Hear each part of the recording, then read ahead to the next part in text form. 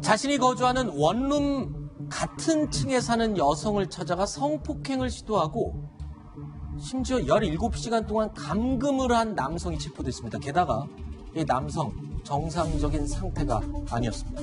이 이야기를 좀 짚어보겠습니다. 양지열 변호사님.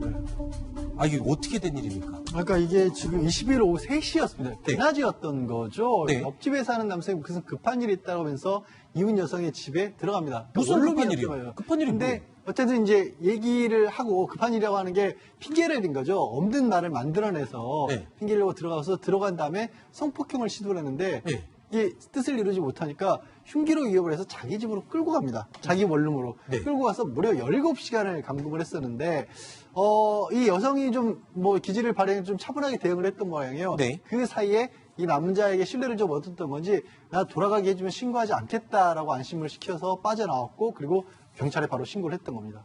근데 무슨 핑계를 댔길래 그 집에 문을 열어줬을까요? 저는 문을 열어준 게 더 신기하거든요. 그러니까 이게 지금 이제 우리가 그저께도 이제 이런 비슷한 보도를 해드렸는데 그렇죠. 그 같은 경우는 모르는 사람이 이제 왔기 때문에 이제 네. 뭐 문을 닫는다든지 이렇게 했지 않습니까? 네. 이거는 옆집 사람이에요.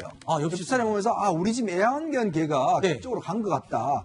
넘어갔다? 베란다를 타고? 라고 하면서 이제 한 거예요. 그러면 이게 안 열어줄 방법이 없지 않습니까? 맞아, 찾아보라고 그렇죠. 같은 방법을 하니까. 네. 그러니까 문을 열어주니까 바로 들어와서 이제 이런 범행을 하는 거거든요. 그러니까 네. 어떤 면에서 보면 지금 모르는 사람 같은 경우는 이제 밖으로 보고 이제 문을 안 열어줄 수 있는데 아는 옆집 사람이 이런 핑계를 대고 들어오니까 안 열어줄 수도 없는 상황에서 아마 이런 사고가 벌어진 것 같습니다. 그런데 지금 이게 더 충격적인 건요. 양지열 변호사님. 그 옆집 남성, 악마로 돌변한 이 옆집 남성이 정상적인 상황 아니었다. 즉 마약 복용 상태였다고요? 근데 마약 복용 상태를 검사한 게 더 무섭습니다. 네. 피해 여성이 뭐라고 했냐면 이 남자가 나에게 약을 타서 먹인 것 같다고 경찰에 말한 겁니다. 여성에게도요? 네, 여성이. 그래서 경찰에서 이상하다 싶어서 이 남성에게 마약 반응을 했더니 양성 반응이 실제로 나왔던 겁니다.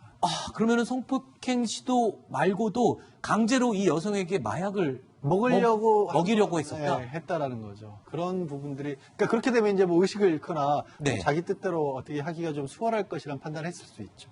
이렇게 되면은 더 처벌을 더 강력하게 근데 받게 됩니다. 이게 이 사람이 마약을 복용하고 있었다, 이게 양성 반응이 나왔던 거라 네. 당시에 꽤 시간이 길어요. 성폭행 시도부터 17시간을 17시간을 그렇기 때문에 그 시간 내내 이렇게 그 사람이 심신미약이었다. 이렇게 보기는 또 단정적으로 보기는 어렵지 않습니까? 네. 그리고 양성 반응이라고 하는 거는 그 전에 마약을 했기 때문에 양성 반응이 나올 수도 있기 때문에 네. 그 부분은 추가 수사를 해봐야죠.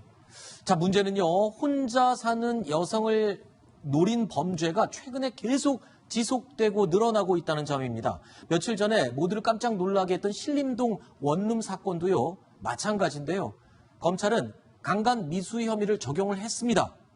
자, 그러니까 경찰도 적용을 해달라고 얘기를 했었는데 검찰도 인정을 한 거네요. 사실 저는 사실 저 영상이 처음 공개됐을 때만 해도 저것만으로는 처벌이 그렇게 중하지 어려울 것이다. 김태현 변호사도 나와서 그 비슷한 많은 얘기들을 했어요. 법조인들은 예, 사실 예. 솔직히 그렇게 많이 봤는데 네. 그런데 이제 몰랐던 사실들이 문을 열어달라는 식으로 직접적으로 요구를 했던 부분이 네. 나왔고 대기를 계속하면서 문을 열는 시도를 했던 겁니다. 그러니까 이런 정도가 되면 침입을 하려는 의사를 명백하게 밝혔고 혼자 있는 여성 입장에서는 공포감을 느낄 수밖에 없는 상황이기 때문에 이 정도라면 이 성범죄에 있어서 협박에 해당할 수 있다라고 봐서 이 주거침입 강간미수죄를 검찰로 적용을 한 겁니다.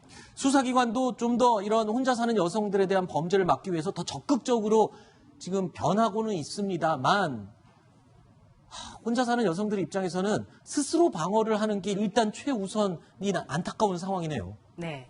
지금 여러 가지 이제 보도가 되고 있는데 네. 만약에 집을 빌린 임차인이라면 보조키, 이중장치들을 허락을 받고 달아라. 그리고 택배 수신인 이름을 남자 이름으로 써라. 네. 또는 남자 목소리를 활용할 수 있는 목소리 영상 이런 네. 것도 나왔다고 합니다. 아하. 그런데 여성 1인 가구가 증가하면서 혼자 사는 여성을 노리는 범죄가 지금 계속 늘고 있거든요. 그렇죠. 그렇기 때문에 여성에게만 맡기지 말고 아니, 우리가 제도가 입법을 통해서 그렇죠. 그렇습니다. 바로 스토킹 범죄 비슷한 것과 같은 그런 지금 처벌에 관해서 지금 허점이 많거든요. 네. 거기에 대해서 보완 입법도 해야 되고요. 또 계속해서 경찰이 신고를 했는데 별다른 문제가 없다고 그냥 돌아가는 네. 그런 일이 있어서는 안 되겠습니다. 알겠습니다. 방금 나온 이 혼자 사는 여성들 같은 경우에는 지인들로부터 남자 신발, 구두 같은 것을 좀 현관에 놓아두는 것도 상당한 효과가 있다. 라고 배달 같은 거 오거나 했을 때 남자 신발이 있으면은 그렇게 인지를 하게 되니까요. 알겠습니다. 이런 점들 꼭 실천하시기 바랍니다.